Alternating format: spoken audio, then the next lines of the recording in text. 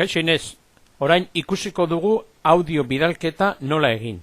Aukeratu audio bidalketa nire kronika.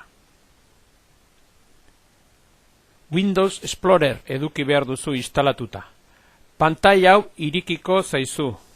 Jarri titulua, adibidez nire kronika Kolonbiatik, eta nahi baduzu idatzi mezua edo transkripzioa. Gogoratu hemengo grabadore hau agertzen ez bazaizu, Java Runtime Environment instalatu behar duzula. Eta gero, grabatu nahi baduzu, piztu grabagailua eta Kaixo Inez, orain grabatzen ari naiz. Ikusten duzu argi berdea mugitzen dela. Bukatzen duzunean stop eman,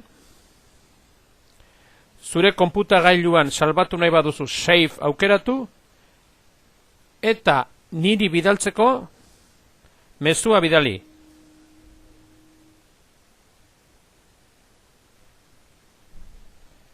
Bueno, hemen jarraitu edo continuar, eta hementxe dago zure mezua. Niri horrela iritsiko zait. Ea zuk ere bidali ahal duzun. Eskerrik asko, agur!